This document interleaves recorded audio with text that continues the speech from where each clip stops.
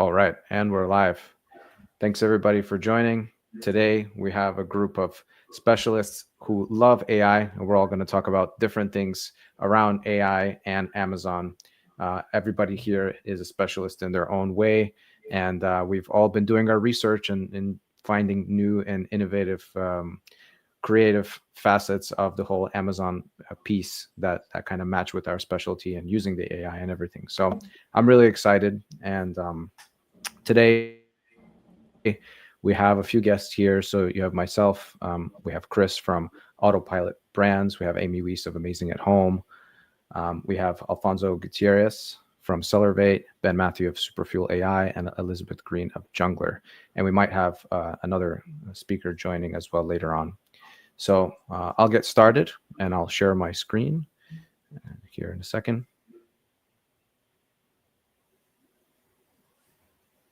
And format here is going to be 8 to 10 minute presentations. If everybody can put yourself on mute so the speaker can have the floor. And yeah, just with the intro, just share where you're calling from and you're a little bit about your company.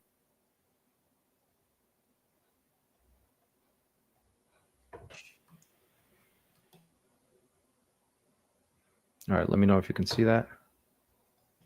We can. It is not. Oh, there we go. Awesome. Here we go. Thank you.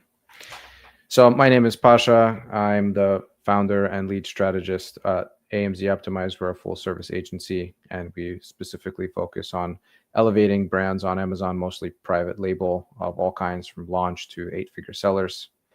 Today, I'm going to be talking about a really exciting tool that we've been working on this year, and we're continuing to invest now more into the R&D and working on actually our third version of this tool. Right now, I'm going to be talking about V2 while we're working on V3, but it's still very relevant and exciting as a lot of progress is being made on Amazon with the whole Rufus and Cosmo thing. And I put together a fun little bonus that I'm excited to share with everybody, anybody who's interested in AI and experimenting with the new tools.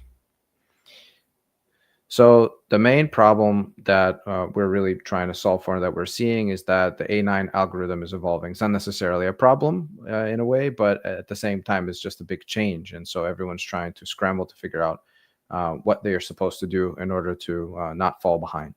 So we're seeing that keyword stuffing is not really effective anymore. We're seeing that if you're trying to find the valid values in the back end of your listing, it's kind of convoluted or difficult to find. It's not always fully available to you, or not all the drop downs are fully up to date in the UI. And trying to find it in flat files or browse tree guides is a kind of a tedious task. But still, those backend attributes are going to be very essential because Amazon is a giant catalog and they need to know as much information about your listing as possible. If you don't fill out the backend, they're just relying on what's in the front end. And manual discovery can be a little bit slow and unreliable if you're just sorting through spreadsheets, especially if you have a big catalog. So why they matter, these backend, we've all seen this before. And so essentially, it helps you to index for your relevant keywords. It improves Amazon's understanding of your product, purpose, and use, increases the potential to rank higher for your valuable search terms, increases long-term discoverability, and drives more conversion through better visibility.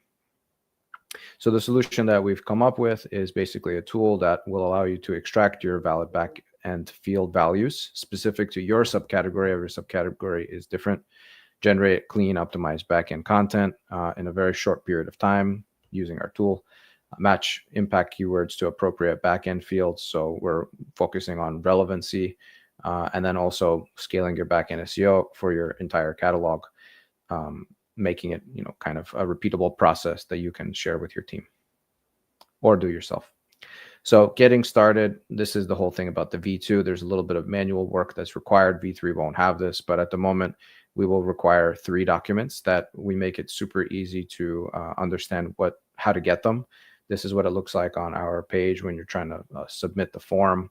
Basically, you'll see there's a short YouTube video that explains how to download these scrape doc, keyword doc, and Amazon doc. you put the URLs to your Amazon listing into your store page on your website or any other platform. So basically just give the system as much information as you can. But these 3 documents are really at the heart of it. These will inform the system of what is going on in the backend for your specific subcategory, and what are the valid values there, and what are the keywords that are relevant to your listing. And then it'll just crunch all of this information together and spit out the result. So what you get is a optimized backend search term list, all of the keyword outputs in a structured and clean format that you can just copy paste into your backend. All the valid values are selected and matched, and there's a bit of a keyword alignment that's done. And also, as a bonus, you get a front end file as well if you want to use it. So we've put together an engine, and that's based on logic and all of these different steps that help you to help the system to understand your subcategory and match everything together and give it to you in a way that is compliant, SEO friendly, and clean, so you can copy paste and repeat the process. So as mentioned, V3 is on the way. So you can be the first to try out the tool. It's free, and it'll save you a bunch of time, especially if you have a large catalog. It's easy to just send the URL to somebody on your team if you don't want to spend the time to go through this. But it just makes it very accessible to make all of these backend optimizations that you need for your catalog. And it'll boost your organic rank. So you can claim it by going to amzbrain.ai. You just need an email, you get it for free, or you can scan this QR code. So I'll leave this here for 3, 2, 1. You can write to me after if you didn't get that, amzbrain.ai. And here's my special bonus that I've been experimenting with that I think is super fun. So I've discovered that you can actually take photos from your phone, as many of us have probably done already, and you can turn it into expensive photo and video shoots in just a couple minutes. So the idea is you take a photo with your phone, you isolate the object that you're taking a picture of on a white background, then you prompt it to the AI to turn it into a lifestyle shot, then turn it into a video, and then expand the video into more clips. So here's a quick example. This is something I've been experimenting mostly with Google's tools. So this is something called Whisk. This is literally the mouse that I'm holding in my hand right now. I took a picture of it on my desk. It was the first object that came to mind. I put it on a white background immediately. This could be already thought of as like a hero image. Turned it into a lifestyle shot. And then I put it into another tool called Flow, and I turned it into this video. So it basically just gives life to the lifestyle shot. Now, I spent 20 minutes on this. I could prompt against this and improve the screen. I can maybe improve some of the action that's happening here, but you get the point. So that was super exciting. Another thing is everyone's talking about this Nano Banana thing. It is really cool. It basically is just a chat with Gemini's tool. And I took a picture of this fun toy that my son likes to play with. And then I basically prompted it to turn it into a lifestyle photo shoot with a child playing with it. And there it is right there. So that took me 2 minutes. And this is immediately a photo that you could use if you want to create lifestyle photos for your listings. So yeah, thank you for listening. I'll stop here. That was awesome. I have been having so much fun playing with Nano Banana lately.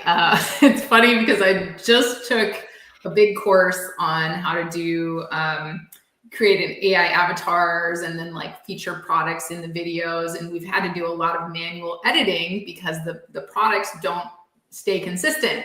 And then like everything with AI, that when something new drops, everything else becomes obsolete. When Nano Banana came out, it was just like, oh, well, those 4 steps that I was doing before to get the product to remain consistent in frame to video, like we were using Flow for, right, are now unnecessary.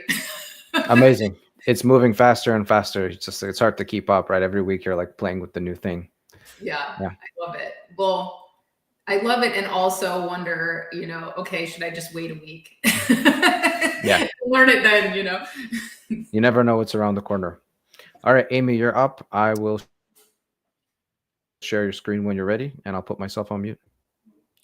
Okay, awesome. Well, what's up, everybody? I'm Amy Weiss. I'm the founder of Amazing at Home, and we do consulting, courses, and product development and sourcing help. So basically everything on your path from concept to launch. I myself am a product inventor, and I've built and grown and exited a 7-figure brand. And now I'm working on my next one and helping others to do the same. So today I want to talk about how you can actually use Amazon's Rufus to optimize your listing. I know a lot of people are talking about this, but they don't actually talk about how to do a true competitive analysis with Rufus. So Rufus knows why people are buying your products or why people aren't buying your products. And it also knows what products they're buying instead. And you can actually use this information in combination with ChatGPT, other things, other AIs that you use to actually optimize.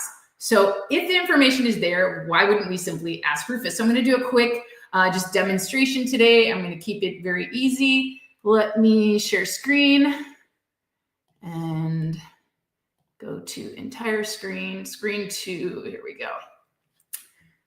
So hopefully everybody can see that. So as I mentioned, I've seen lots of presentations about how to optimize your listings, but none of them really cover how to do a true competitive analysis so that you can change the things that cause buyers to convert, which is what matters.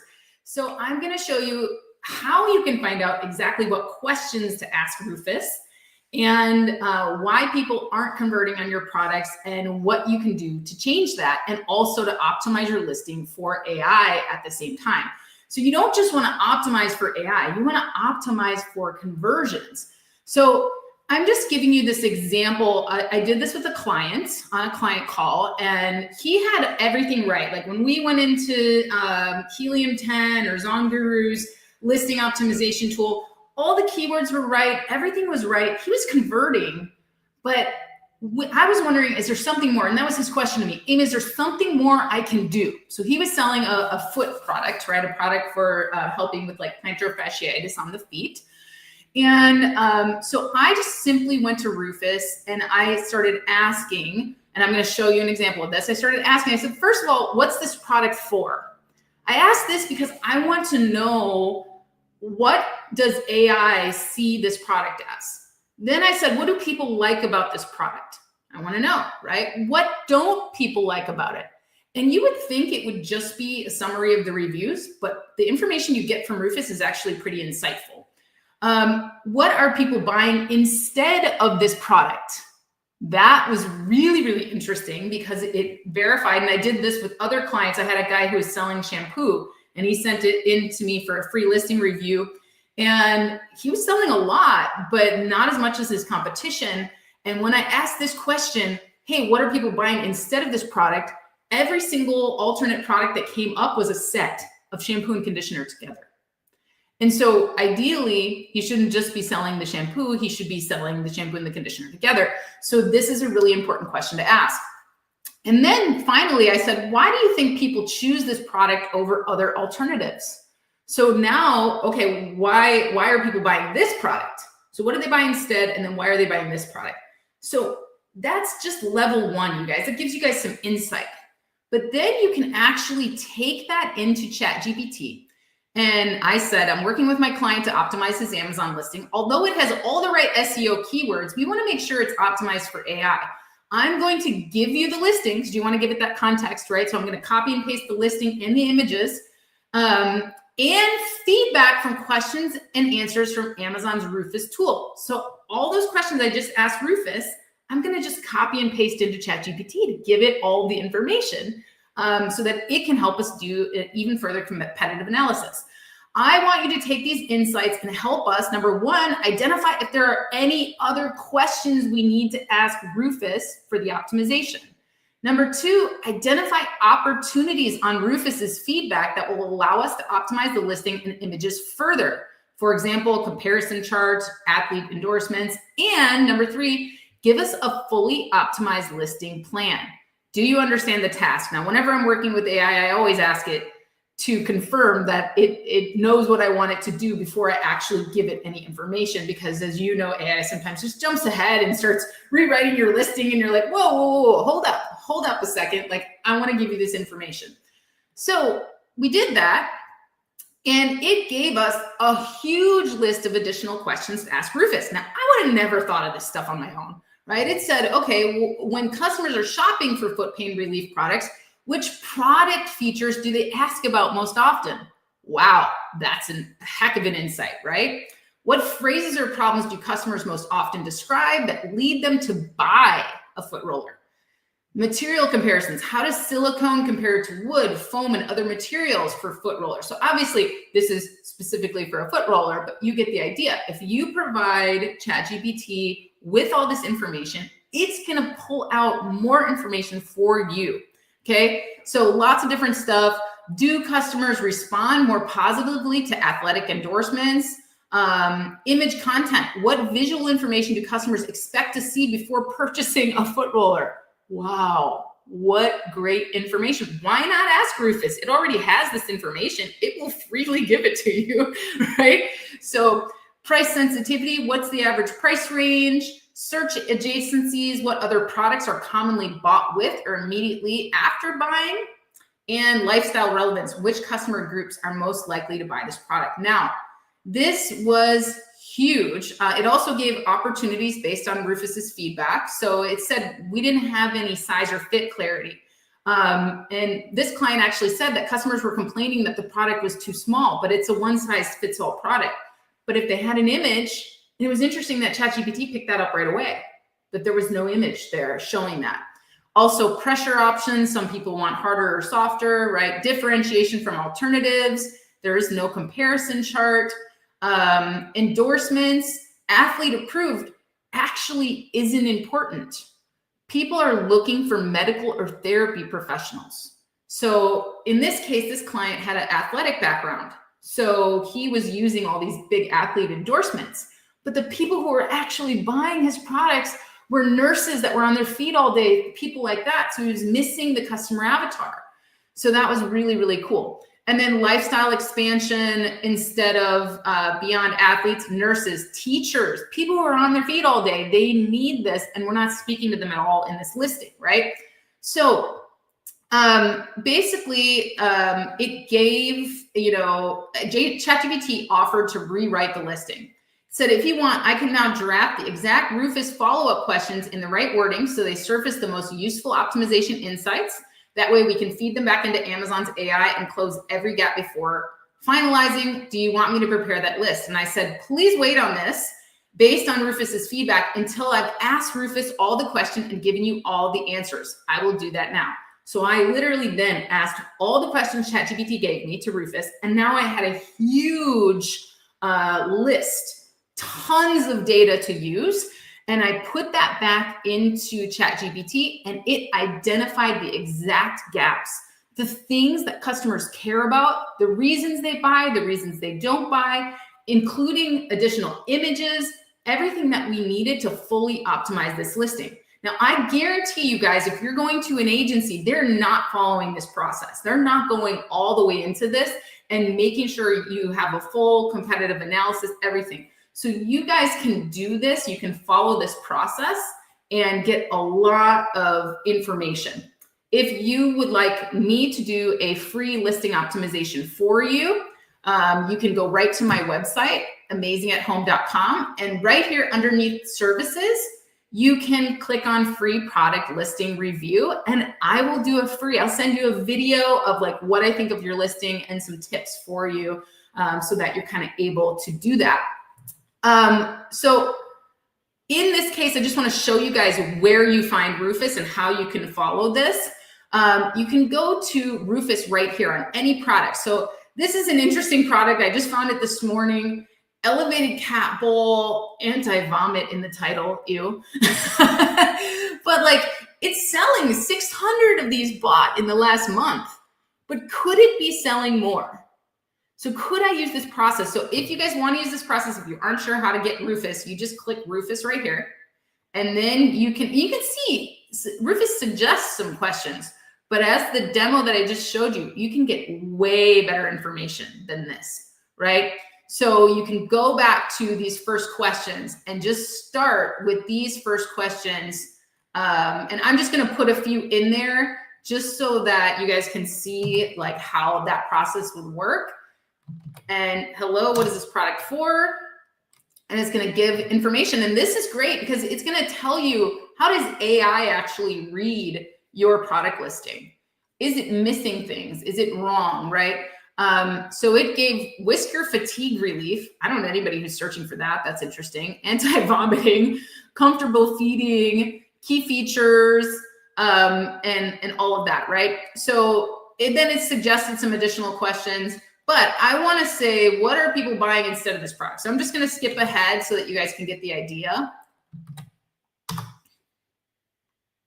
And how am I doing on time? Got about a minute. Okay, cool. So I'll wrap it up after this. So you guys can see when I ask, what are people buying instead of this product? You can see what they're buying instead of. So this is really interesting. $14.99. I can get into each one of these, but all you would do in these elevated cat bowls, we've got 3 of them, right? So this just gives us great information. So all you're going to do in ChatGPT is you're going to put in that prompt. You're going to copy and paste everything right from Rufus, right? You can just literally copy and paste. And then also you can copy and paste in the listing itself. The reason I don't give it a listing link is if I'm working with ChatGPT, unlike Manus and other AIs that are like my favorite, it sucks at going out to product pages. It doesn't get the information. So I literally will right click, copy the image and just paste it right into ChatGPT. So I want to give it all the images, the title, everything, all the information from Rufus, and then actually ask it, what questions should I be asking Rufus as a follow-up? Copy and paste those questions in, and then follow the process to get a really great optimized listing. All right, and if you guys want the prompts, you can definitely reach out, do a free listing review on my website. I would love to check out your listing. I also have an Ask Amy feature there where you can ask me any of your business questions and I'll get back to you. So thank you so much. Awesome. Thank you, Amy. Next, we got Ehud. Are you ready to go? Let me unmute myself and make sure that everybody hears me. Amy, it was great. By the way, you rock and roll, and I love you so much, and I miss you. You too, Ehud. It's great to see you. Thank you so much. Pavel, because I don't usually do StreamYard, is there a way for me to share my slides here just to make sure that I can? Yep, they're on the bottom. There should be a present button there on the bottom. So I say I can share Google Slides maybe. Let's see if I can do that. If yes, then yes. If not, then we'll figure out a different way to do it. Maybe just a simple share screen. That's usually the best, just to share screen. Yeah, I think that it might not work as good, but I can try because I have a very large screen. So let me see if I can do that. Share screen. Oh, okay. It does give me the option to share just a window. So this is the window I'm going to be sharing. Beautiful, so people can see it. I can click the share, not the share, but the slideshow. Sorry to cut you off, but Chris is asking in the comment section if this is being recorded. Yes, it is. Sorry, go ahead. No, it's fine. I'm just you can take your time. I charge by the hour, so it's fine. Does it look okay on the screen if I make it on all over the screen? Can you see like the full presentation now? I think we're good. Okay, amazing. So basically, we're going to be talking about how to outsmart the Amazon search game engine with AI, especially what we have been discovering inside this. So here's my promise. In the next 10 minutes, you'll know exactly, and this is a promise, guys, you're going to know exactly what to do to double or even triple your sales in the upcoming 10 months. Okay, so this is a promise, and you can literally come back to me in 10 months. And if you listen to what I tell you right now, you will see that that this promise is going to come true. So this is a big statement, and I mean it. And here's why. And what you're going to see on the screen right now is this 4 little square grid, and we're going to go over each and every one of these things to understand the revolution that we're in right now, and how AI and social commerce is completely disrupting everything that we know. So on the upper left side, we see it just says no commerce. And I want to take all of you to over 100 years ago. Over 100 years ago, there was no commerce. There were no shopping malls. There were no such thing as like, I'm talking about the time where people used to talk to each other and say, I would go to my friend's house, and I would sit on a chair and I would say, that's such a great chair. And then I would say, where did you get it? And he will say, you know what? There's this amazing carpenter that lives in this village. Go talk to him, tell him I sent you. And you would go to that village and he would make this amazing chair and table for you. That was the time before commerce really was a thing. And the only way you were able to share the story behind your product was simply word of mouth.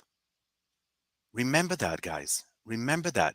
Word of mouth used to be the only way that people that would sell things were able to get to other people.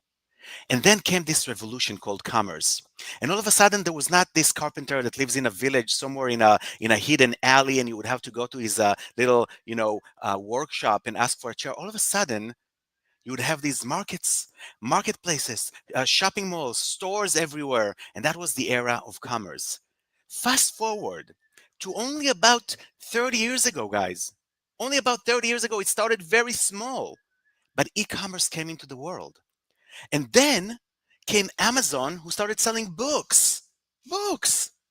They were selling books online, and they told you no longer need to go outside of your house and actually, oh my God, I have to walk to a store. I don't want to walk to a store. I can literally type a few buttons on my keyboard and get whatever I want delivered to me. But something happened. Something very, very big happened in the past 2 years. And that thing is called social commerce. So everybody can look at that little box that says social commerce, and I want you all to really think about it. Okay, let me even stop this sharing for a second and just tell you so you can actually understand it. What happened? 100 years passed, and all of a sudden, that basic, most natural thing that used to be for thousands of years came to be again, which is word of mouth. There's this amazing guy. He wrote a few books. His name is Seth Godin, and he said one of the most amazing sentences that completely changed, the advertising arena. He said, "People buy from people like them." If you want to sell something, ask yourself, who are the people I'm selling to? Because these people would want to buy things from people like them. And let's say I'm Jewish, for an example. Maybe I am, maybe I'm not. But if I want to find a kosher, I want to go to a kosher restaurant, do you agree that I will not go down the street and ask some, I don't know, maybe an African American lady that walks down the street, I will ask her, hey, what's a good kosher restaurant in the area, right? Because she probably won't know. But if I would see someone who is Jewish as well, religious, and I will tell them, hey, what's a good Jewish restaurant, a kosher restaurant, they will give me the best example. Some girl that loves to have this amazing hair extensions or something, and she sees this African American girl in the street and she has those amazing extensions. She says, oh my God, I love these extensions. Where did you get them? People buy things from people like them. They want to hear things from people like them. And the most important thing, people stopped trusting advertisement. Why do people like to buy from people like them? Why do people appreciate that word of mouth more than I appreciate ads? Because when I see an ad, when I see a commercial, I know that someone paid money to try to sell me something. But when I'm seeing someone like me that is going through the same issues, the same pain, and they talk about how they solve their issue, how they solve their pain, I relate to these people. And that is why 100 years later, word of mouth is coming back big times. And you see it on TikTok and Instagram, and in China, it's an explosion in China. Everything in China is social commerce right now. And the reason is very simple. People don't trust people who try to sell them something. They trust people who talk their language, not English or Hebrew or Spanish, but their own language, their own thoughts, ideas, fears. This is why, and I promised you, if you will understand this and you will see how this is completely reshaping commerce, you will be able to double and triple your sales on Amazon. Why? Because Amazon understood that immediately as it started happening, as TikTok started taking such a huge bite of the Amazon sales. They realized that wait 1 second, something is happening. We cannot let TikTok and all these people take over our, who moved our cheese. Who are all these content creators that are moving our cheese? Who are all these influencers, people talking about products on social media that all of a sudden they don't even come to Amazon to buy products. They buy directly on social. We have to do something about it. And this is when Amazon completely started changing. And how do I know? Because I have established Logie. Logie AI, our company. By the way, the reason why we call Logie is because of John Logie, the guy who invented television 100 years ago and completely changed the way people, buy things, shop, get ideas. That's why we created that Logie company. And we started collecting all this data. So I want to talk to you about this data. We have seen a huge shift in Amazon associates. Associates are the affiliates that are helping Amazon sell products. And if they sold a certain percentage 3, 4, 5 years ago, every year this Amazon associates pool of sales and commissions they're getting is growing and growing and growing. Why? Because more and more people rely on these associates. They trust them to make buying decisions. So we have developed this technology that allows us to sync into these Amazon Associates account and get all their data, so we actually know what they sold, when they sold it, and we can see how it affects sellers. More and more of the sales that are happening for a seller is happening because of Amazon Associates, because of Amazon affiliates. And then Amazon created this new program under the Amazon Associates program that a lot of us know. They called it Amazon Influencers. It's a sub-program below it because they realized that these associates are great. They promote their all these Amazon products on their websites, but there's a huge pile of people that can create content for social media. Let's get them into the system. Let's have them convince people how to buy products. Let's give them stage on Amazon. And because we are the only company in the world today, except for Amazon, that has that data, we see the shift. And you are starting to see it too. Let's share my presentation again and you will see it yourself because you know it. This is what you have started seeing. So I'm going to look at this again and I'm going to look at this. And you're going to see how all these social points are going to make you understand that all these old-fashioned ranking strategies are out. All these black hat tactics, all these Chinese, I'm sorry if there's Chinese sellers here, but you know yourself, a lot of these Chinese sellers used a lot of black hat tactics to get to shoppers, to push your listing ranking down, to get their listing up there, using stuff like fake reviews or manipulating the system. All of that is out. It's out, guys. Paying agencies to really enhance your listings and images, just like we heard a few minutes ago, right? How Amy explained to us how all this nano banana, all these things are completely changing everything. This is all out. You don't need that anymore. In fact, this is what Albert Einstein used to say. If you keep on doing what you always did, you'll keep on getting what you've always gotten. Or in our language, if you keep on doing what you've always did until today, you'll diminish. Just like commerce diminished when e-commerce took over. Remember my speech from today, because this will echo in your mind in the upcoming months as you will see this happening bigger and bigger. Social commerce is doing to commerce social commerce is doing to e-commerce what e-commerce did to commerce. Ehud, I'm sorry, 2 more minutes. Yeah, 2 more minutes. That's all we need. So there you have it. This is exactly what you need to see. Now you go to Amazon bestsellers. You see those videos everywhere. You didn't see that before. Now I see almost for every product, I see a little play button. I see this Amazon Live where people are socially talking to each other, promoting products, talking about products, discussing these products. Under every video on Amazon, I see related content. Do you remember we used to see those related products? People who bought this also bought that. Now we see related content. Picks from Amazon influencers on your search results.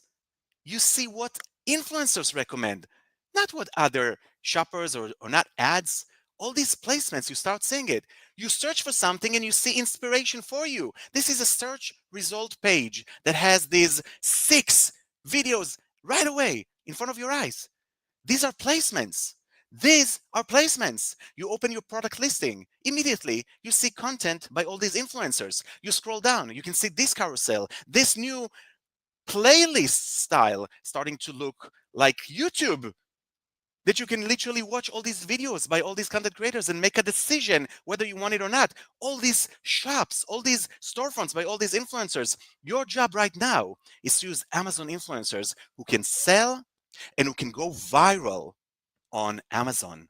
And this is literally how I'm going to finish my speech right now, by telling you that if you are not going to use influencers, you're missing out, because getting all this content into the new social commerce thing that is happening in front of you is going to allow you to appear in hundreds of placements across Amazon, allow you to convert much better. You will rank higher because Amazon will keep on pushing your listing because it converts better with all this content. You will be able to hijack your competitors ethically because now your videos are literally appearing next to the videos of other products, and you will literally pay less and less for PPC because of those conversions. Yeah, and that if you want to get more influencers, of course, you can use Outsmart to skip the waiting list of our system as well. Just if you want to, we have a waiting list. Nobody can actually use our services, but you guys that are watching this, you can actually skip the waiting list by using the code Outsmart. So that's all you need to know if you do want to access a lot of these influencers' data and get them to work for you. That's about it. This is all I wanted to share. And of course, if anybody will have questions about this data, I would love to answer in the Q&A section. Excellent. Thank you very much, Ehud. And just a reminder to everyone watching, if you have any questions, leave them in the comments so we can get to them at the end. And Elizabeth, you're up. Awesome. Thank you. I appreciate it. You guys are putting up tough acts to follow. I agree with everybody here. Like, the world of AI is morphing and changing so freaking fast. It feels like the minute that I learn something, I'm like, oh, there's this cool tool. And it gets outdated the next day. And so the way that I keep myself sane in the world of AI is trying to figure out what are the things that I don't have really good automated processes. So this could be like certain reports, things that I'm doing, like Amy was saying, like doing deep dive research on listings instantly. Like, you, in a lot of ways, that's kind of like going through all of the competitors and then doing that product research for you with Rufus. So similar to that, and I don't know if we could bring the slides up on screen. So I'm going to go super tactical in the weeds today. That's kind of my MO. And we're going to talk about how you can use AI to get what I call an 80/20 cheat code for Amazon ads. And this is powered by an AI custom GPT on the back end. I'll show you how you can get access to that as well. But first off, I want to say like what you'll walk away with. So we're going to talk about the total A cost analysis method that reveals the true profitability of products. And this should be influencing how you're adjusting ads. I'm going to show you step by step how to do that.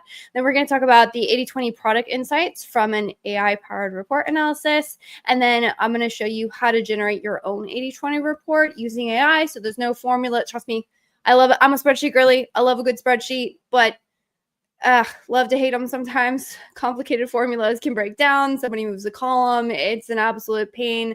So custom GPTs are really shining in that regard. So I'm going to show you can get access to it. No broken Excel templates or messed up formulas.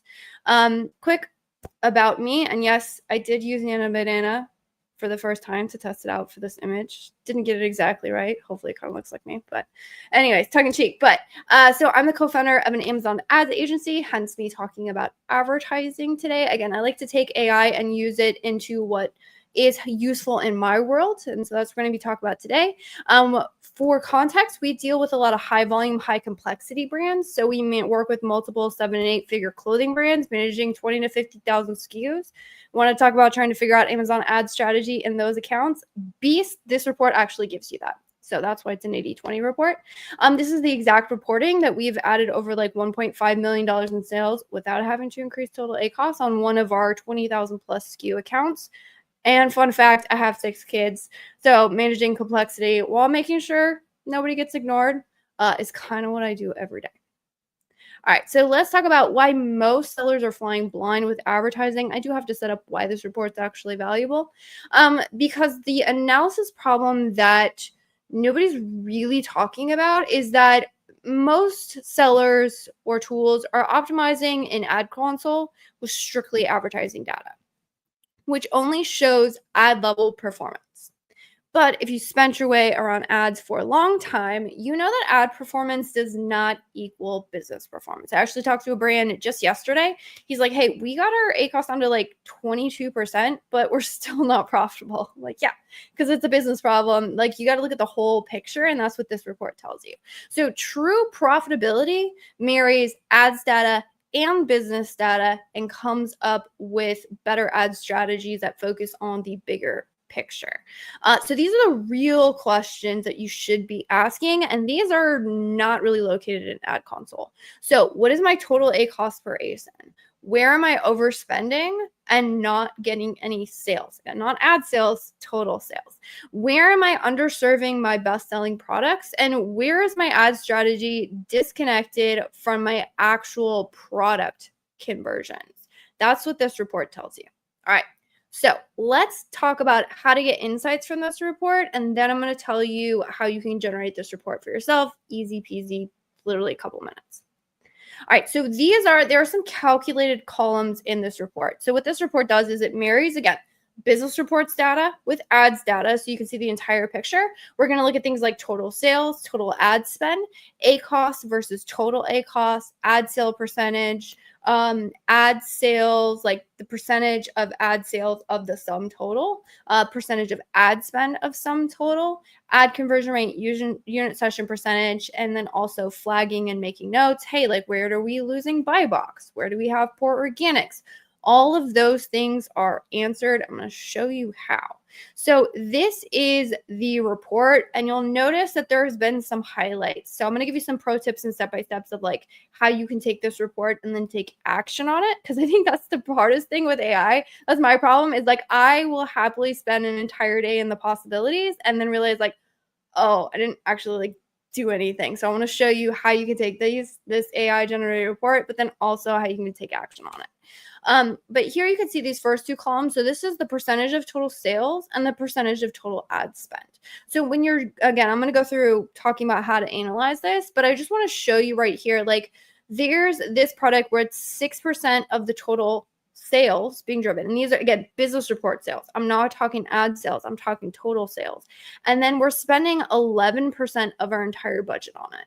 Well, okay, maybe we're overspending here, right? And when we look at the ACoS, the total ACoS, and the ad sale percentage is ad sales divided by total sales, which is now only have, I think it's like 48% of my total sales coming from ads. Okay, so there's some misalignment. ACoS is too high here, right? I have another one where I have a high ad sale percentage. So you can start to see where these disconnects, again, because you have this entire report at your fingertips. You can use it to figure out where the problems are in your ads account, not from a let's look at the ad console, but from a bigger, broader business perspective. So these are what these columns tell you. Remember those questions? Where am I underserving on bestsellers? So what products have a high percentage of total sales? And then I don't really have a lot of ad spend on them? Where am I overspending with no sales? Where do I have a high percentage of total ad spend, but maybe not as much total sales? Where's my ad strategy disconnected from my conversion performance? Fun fact, if you're running really tight targeting in your advertising, you should see at the very least, equivalent or even higher ad conversion rate than your unit session percentage. If you have a much lower ad conversion rate than your unit session percentage, there's something off with your targeting. That's something I've seen quite consistently. And then what is my total ACoS per ASIN? And then you can look at things like ACoS, again, total ACoS and ad sale percentage. These numbers are high, not so great. The numbers are low, better. And so this is how you take this report and read it like a real strategist, because I went over some specific scenarios, but this is what I would do. So I would take that report and I'm going to look for mismatches. So where do I have high ACoS, but I have a low total ACoS? I can push to spend here. Again, this is a category. If you're only looking at ad quants, you're like, oh man, ACoS is high. But like if you're profitable on the product, you can afford to spend more on advertising because you're making it up on the organic. Where do I have a high percentage of ad spend but low percentage of ad sales, or total sales? Stop the bleeding there. You're overspending. You need to figure out what's going wrong. No ad spend but high sales. Fantastic. Those are products that we can push more with advertising and gain more. Where do I have a high unit session percentage below ad conversion rate? Check your targeting. What am I targeting? Where is it off? High ad sales percentage. I need to push for more ranking. And so this is how you turn those insights into action. So what I recommend doing, getting this report, I'm going to filter the report, or you're going to sort it by either highest total sales or highest total spend, because I want to surface my high impact products. From there, I'm going to work down that list and I'm going to flag the movers. So again, going over what we looked at before, how do you analyze this? Where are the disconnects? You want to flag your top 3 to 5, I would say probably 3 if this is your first time going through it, like strategic movers, again, based on our total sales percentages or our total ad spend. So like where are most of our resources going into and coming from? And let's look at the imbalances in the performance and just dig into those products specifically. Then you want to copy that ASIN. So you're going to copy the ASIN you flagged. You're going to head over into your ads account. You're going to go into the products tab inside of your ads account. And then what you can do is you're going to paste that ASIN into search. And what this will do is it will filter up and you'll be able to click a drop down and see every single campaign that product is active in. And from there, you can then take action. So now that I know where my problem products are, I know what all of my ads look like on that specific product. Now I can start making optimizations, knowing whether I'm overspending, I'm underspending. Again, is it a targeting problem that we've gotten from this 80/20 report? So how do you generate the report? This is the quickest session because it's really easy. So step 1, download 3 reports. Sponsored product, advertised product report, sponsored display, advertised product report, and a business report, which is business reports, detailed page, sales and traffic by child item. A lot of business reports, you need that one. Pro tip here, make sure that the date ranges that you select line up. So there is I think about 24 to 48 hour delay inside a business report. So I would recommend actually downloading that report first and then checking it to make sure, again, you want to compare apples to apples because we're combining these data sets. Step 2, easiest one, take all 3 reports, dump them into this custom GPT, and it will generate the report for you. And if you would like to get access to run your first report super quick, you can scan the QR code, or you can go to junglr.com/tacospot and you can get access to this custom GPT as well. Super cool. I know I speed ran that. Sorry, my default is fast. All good. Somehow I can't get us. Oh, there we go. All right, Alfonso, you're up. Awesome. Sick insights, guys. This has been super sick, and we all feel the AI ramp just not stopping. I can't remember how many times we have to literally kill a project that we've been working on for 6+ months because Nano Banana came out and it just blew everything up. So I'm Alfonso, CEO and founder of Sellervate. We're essentially a company that specializes on review removal via customer service. The reason we are able to do this is because we are software enhanced. So we actually have a software side of the business in case there are any agencies out there. They can basically do the same. But we do offer a fully managed service, which is taking care of anything related to the customer experience on Amazon, including review removal or seller feedback removal. I'm going to be diving into reviews and the effect that that has on organic ranking and also on Rufus that was also spoken about on this call. I'm going to try to speed run it. I'm going to lightly reference some things because I do have separate Loom videos that are basically tutorials in case you guys want to reference those instead of having to listen to me live. So first things that we're going to do, or a little summary of what we're going to do today. We're going to look into, first of all, a pretty basic analysis of your reviews and returns using a report that is not very widely used in the Amazon world, but that is available and pretty useful. And then we're going to pair that with creating an AI agent to proactively reach out to all your negative reviews and only reach out to the reviews that you feel are potentially removable or editable. So we're going to combine the analysis of the AI using a pretty simple prompt and some reports with the AI agent. We're going to combine those so that the AI agent is kind of laser focused on only reaching out to the ones that we want. Quick note, this tool that I'm going to be showing you was going to be deprecated. Amazon announced it was deprecating it for like a month.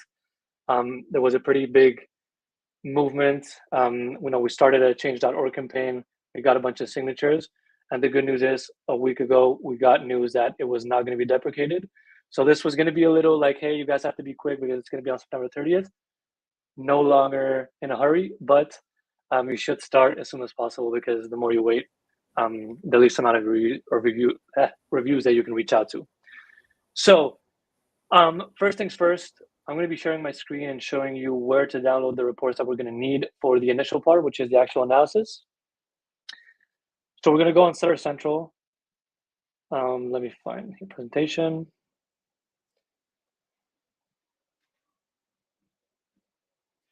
We're going to go on Seller Central. And we're going to go, let me know if the screen is You're good. viewable. Awesome. So we're going to go on Seller Central. We're going to hit on a hamburger menu. We're going to go on Reports, Fulfillment. That's going to bring us here. We're going to scroll down to FBA Customer Returns.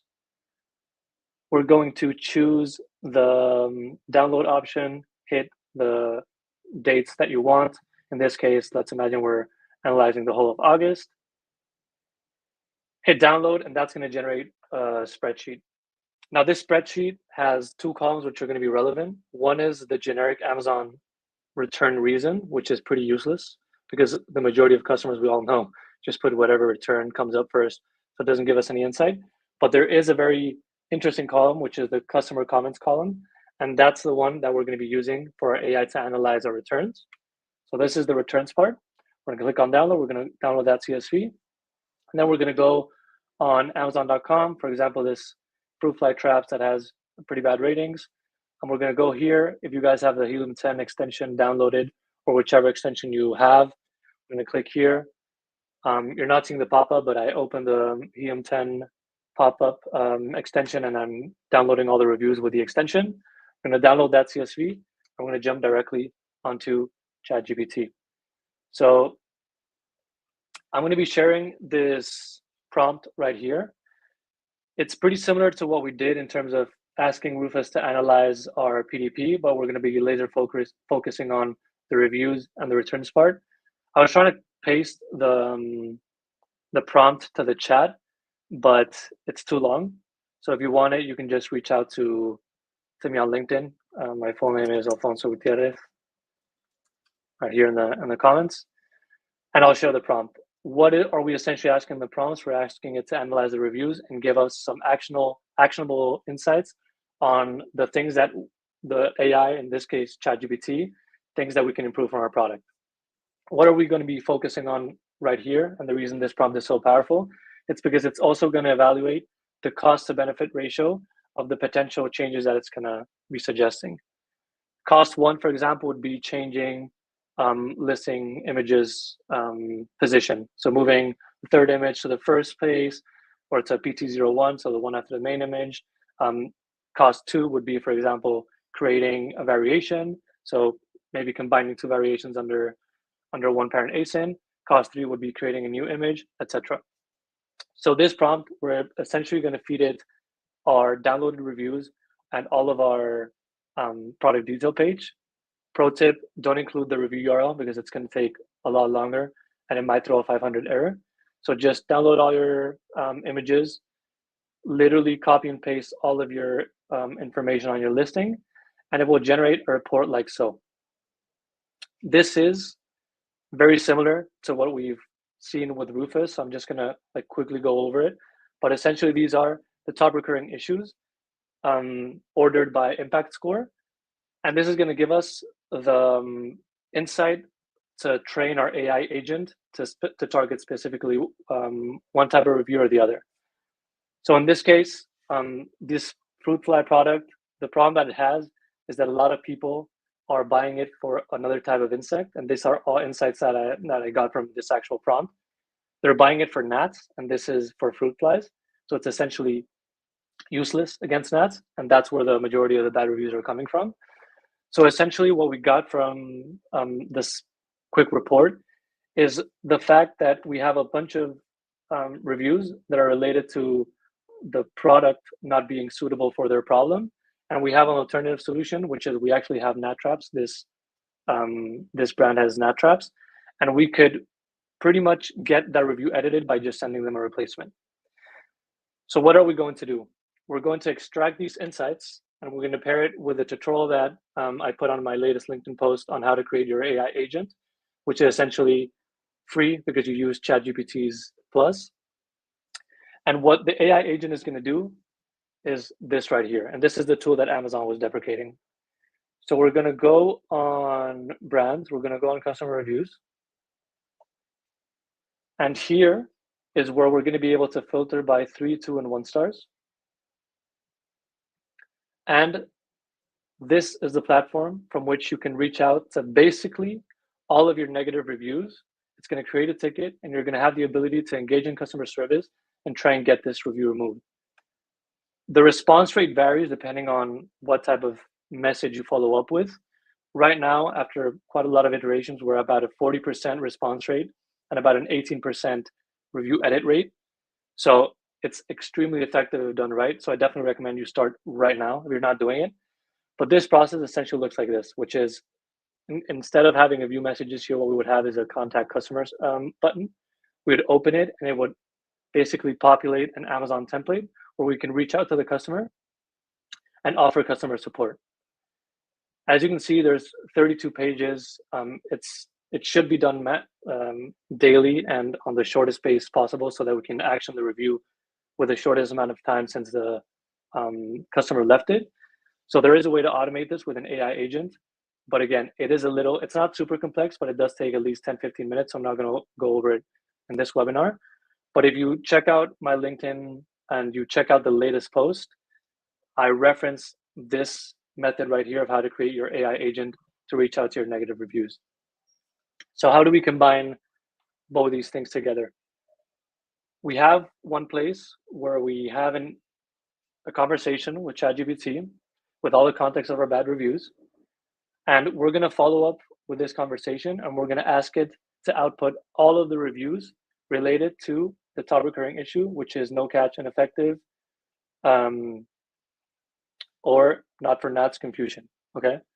What is this going to give us? This is going to provide us a list of reviews, review URLs, and we're going to feed that to the AI agent and say, hey, only reach out to this list of reviews so that we can be hyper focused on getting these reviews edited. Because if it's a problem of,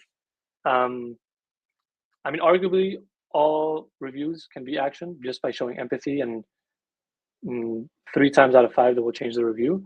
But if there's one case that you really don't want to reach out to, you can specify it after getting these insights so that the AI agent doesn't reach out to them. A little bit of a speed run. Again, there's 2 important things here. One is there's a specific video on how to do this, which I can share with you in my LinkedIn post, or which I share with you in my LinkedIn post, and I will be sharing the prompt as well. Is there a way for me to share a document here, Pasha, just to share the prompt? Because I can't share via text.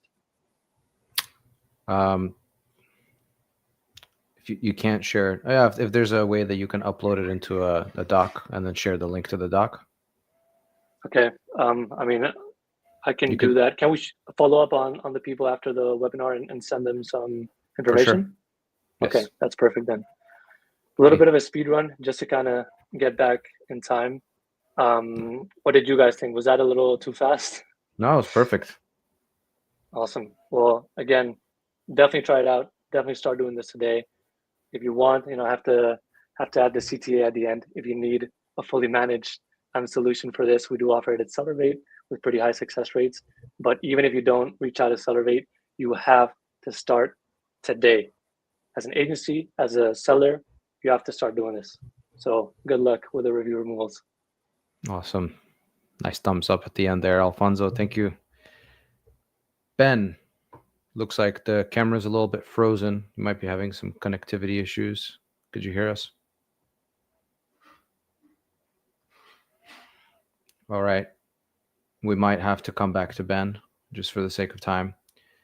Christian, are you there? Yep, I am here. Awesome. All right. So you're up and we'll have Ben come at the end. Perfect. Just turn my notifications off here and then we will dive right in. Very nice to meet you, and thank you so much for having us, Pasha. Sure. And joining all the other great speakers here. I'm Christian. I'm one of the co-founders of Autopilot brand. We're passionate about automation and kind of bringing full automation and autonomous systems to brands. And we've pretty much spent the last 2.5 years really around 4 fields: title, bullet points, description, and search terms. And have put all our energy into automating that to the highest degree. And kind of out of that, I'm going to share some insights around seasonality specific updates today, which is both, we see it as helpful whether you are in the SEO keyword camp and kind of identifying seasonal keywords, or in the Rufus camp of understanding the seasonal context of shopping and having listings speak to that. We do this in an automated way on our end, but I want to share kind of the playbook with you and what goes into things there, such that if you prefer to do it manually, then the playbook. And specifically looking at the next couple of months, Halloween, Thanksgiving, and the holiday season are coming up. Halloween copy, if your products are suitable for Halloween, should be going right out right around this time. And we'll give you a little bit more insight into how we feel product selection and seasonal selection can play out. Sharing my screen, in case you don't see it, please let me know.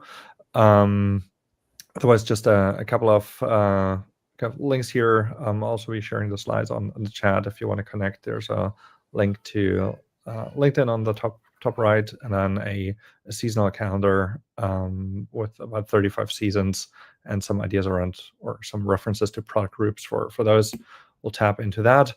But let's get into the fun part, which is actually looking at different products. And in this case, I'm taking 2 products here that we've been optimizing. One is, in this case, is a shirt from Tipsy Elves, Hawaiian shirts, great beach and summer shirts. The other one is disposable plates here.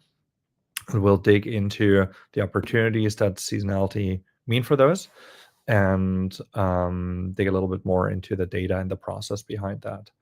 Overall, seasonal sales, why do we think it matters? Like, these are really like the 5 core takeaways that we have for you on this topic.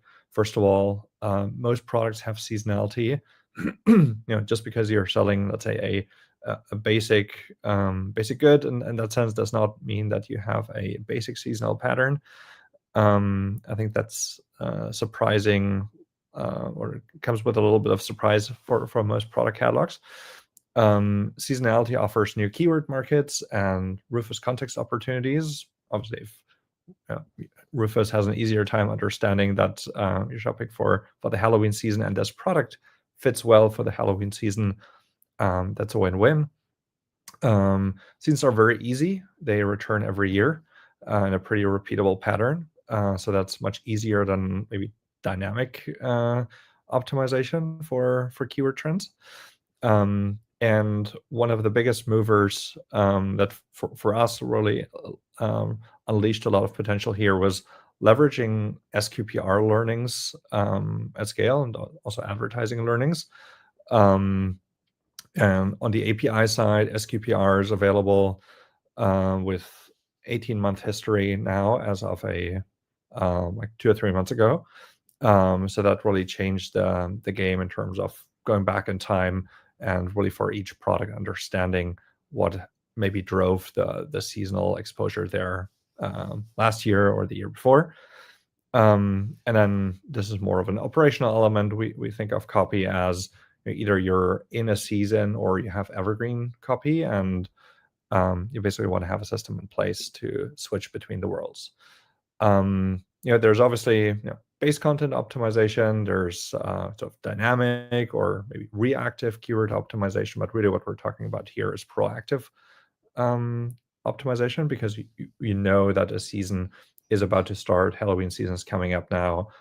People start shopping for Halloween, and we know that from past year's trends. Diving into a couple of examples, this product here, simple button-down shirt with a beautiful print. Actually not so simple when it comes to like really leveraging all of the seasonal exposures. So in this case, we'd seen like really throughout the year sales trends move from sort of Carnival, St. Patrick's Day, to Pride, theme parties, obviously the Halloween costumes and Christmas shirts, which kind of was a big insight to start leveraging more of those seasonal patterns here. The way we would then approach it is assuming this is a product which has a level of seasonal exposure, but it's not like only a Halloween product. It's usually wouldn't get a title update necessarily, but sort of around the bullet points, descriptions, general search terms, like those are great areas to play with. And then additionally, we've seen kind of those core optimizations flow very well with image adjustments on kind of hero products that also customize for those seasons. And I'll have an example for that now, which is kind of following this idea of there's no basic seasonal patterns, even on basic products. In this case, disposable plates is the core product here. And what we've seen is that it is again following a pattern of kind of more distinct seasonal demand. Easter disposable plates in April, fall paper plates currently, and then for this category, pretty large search volume around specific like Thanksgiving paper plates and napkins, New Year's Eve plates, and holiday plates, for example. And this is something that you can obviously get through the API now on the SQPR side. You can also have zoom back in time on Seller Central there to understand this case here, 2024, December, what was driving a lot of the plate demand. Exactly those type of terms are popping up. And it's an opportunity to understand again, like what were the winners also back then around that time that were kind of really leading the category. Amazon's very transparent here on that level, and a big treasure trove for learnings. And it relates directly to oftentimes certain dips, like in this case, a quick snapshot from Helium 10 here, where we can see that paper plates is actually seeing a big dip in Q4, but kind of against that, other categories like Thanksgiving paper plates, gets more than 100,000 searches here, and Christmas paper plates 137,000. So there are these micro trends which are basically making up for like larger shifts maybe in the way people are discovering the products. And then we've seen our customers picking up on that as well, and essentially customizing the images around that to further support the conversion rates. So the way we think about this, we think of updating content as a pretty automated flow of 4 steps. You want to know when to update, so what to update, how to update, and then whether the updates are actually working. And at the end of the day, in this flow, that Autopilot drives for it's updating more than 100,000 products.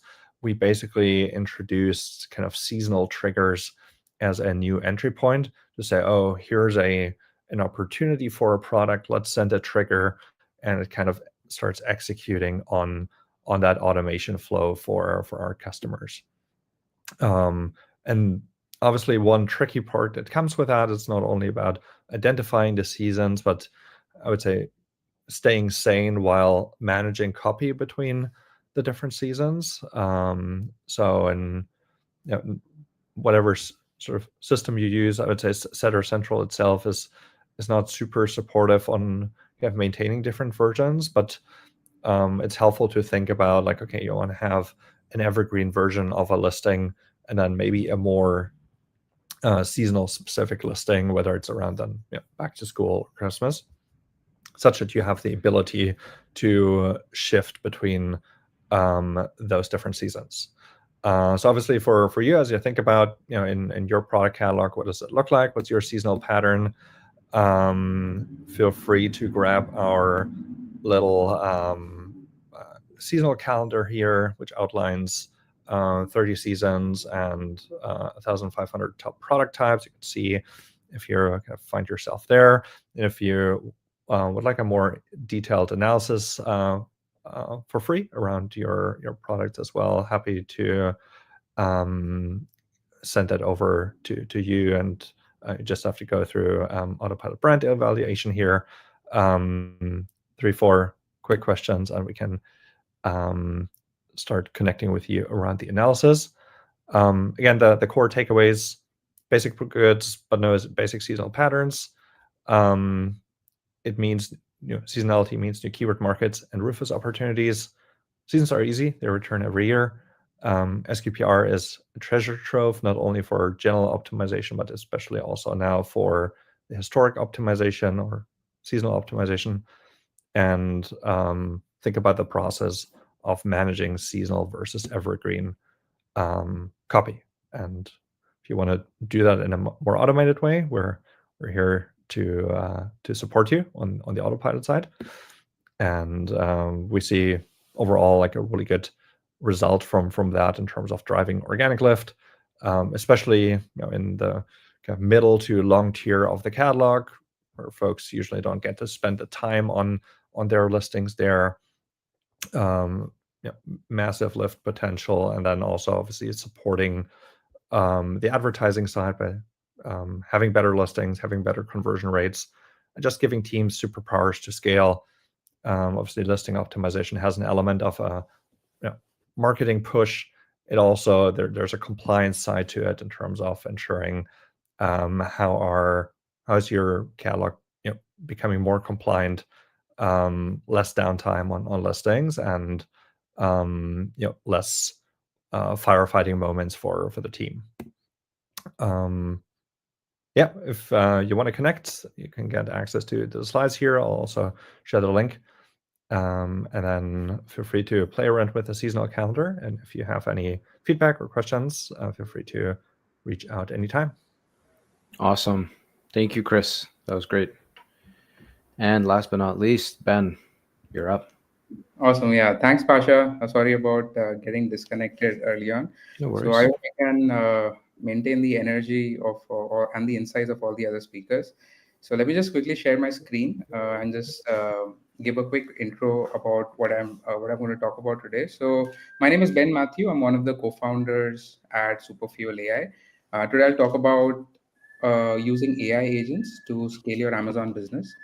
As a quick intro, my team and I were previously Amazon sellers. We come from backgrounds in software engineering, product, and business operations. And today we have an AI agent that manages various Amazon tasks that were previously handled manually by team members. We are backed by Axel, early investors in Facebook, Spotify, and some known AI companies like Lovable, Cursor, Gamma, etc. So what I'll cover today is what AI agents are and how they're different from other AI tools, what AI agents can do today and cannot do today, some a case study, and how you can evaluate implementing AI agents. Now, let's quickly talk about how AI is evolving in Amazon selling and e-commerce.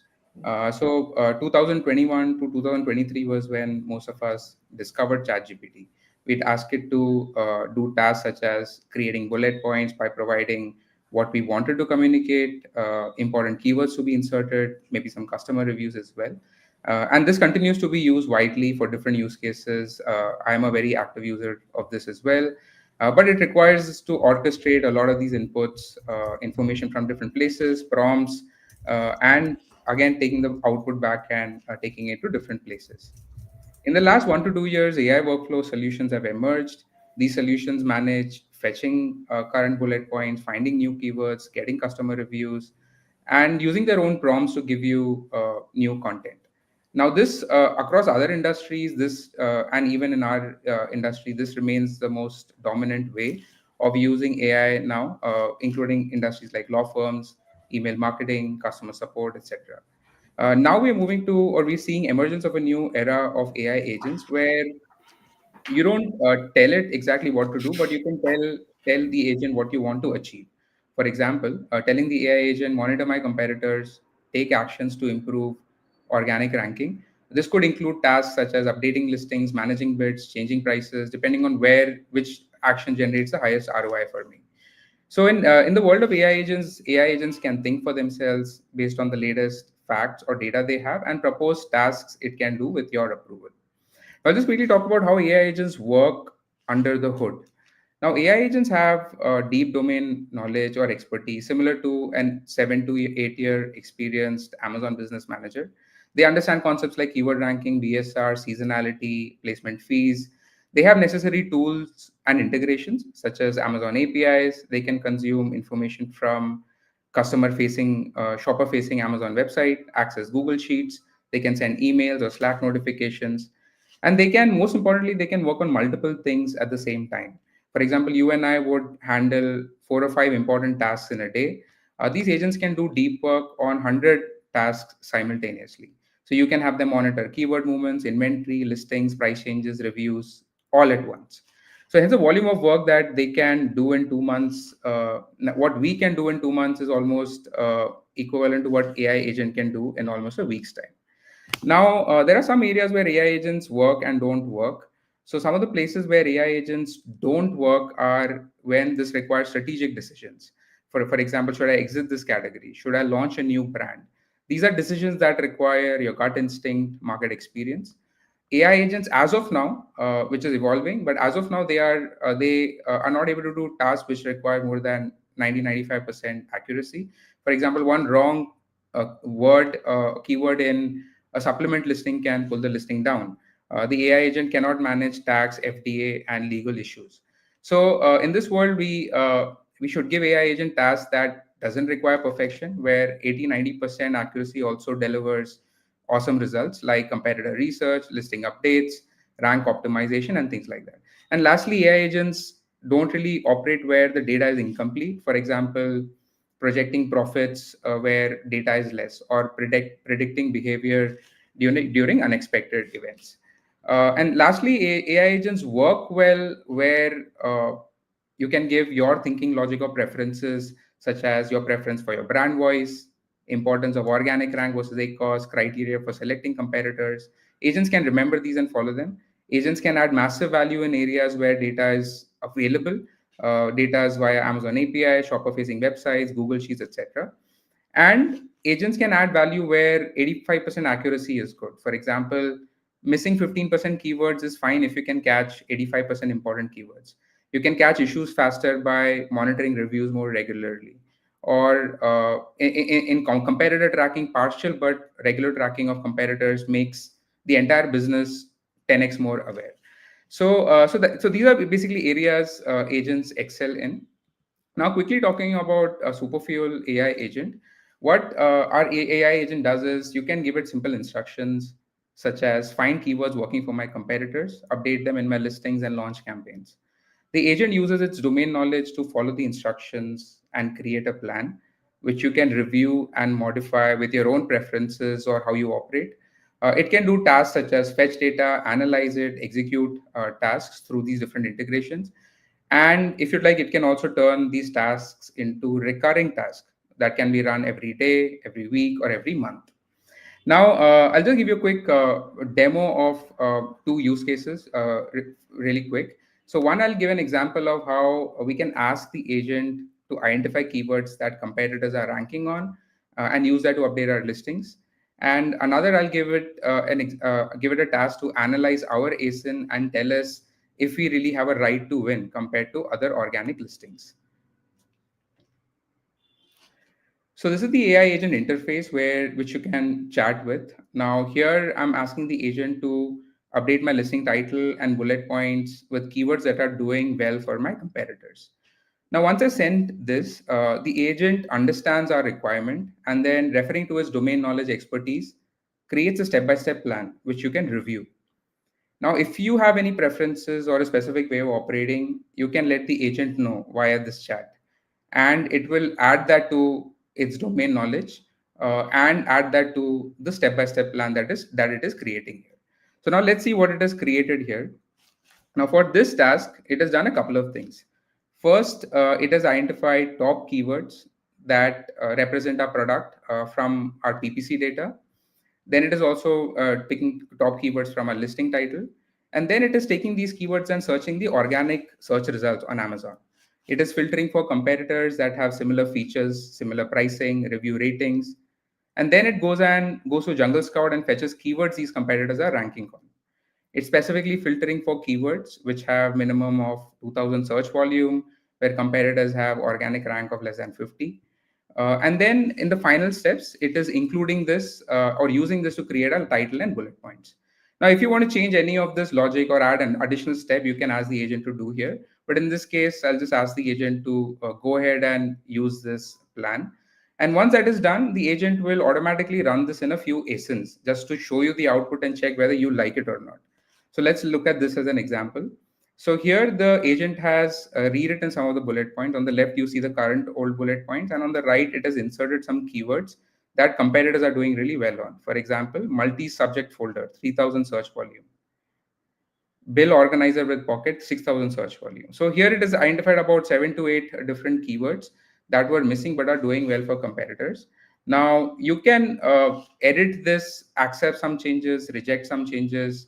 And once you're finally done with it, you can click on approve here, which will make this listing directly live on Amazon Seller Central.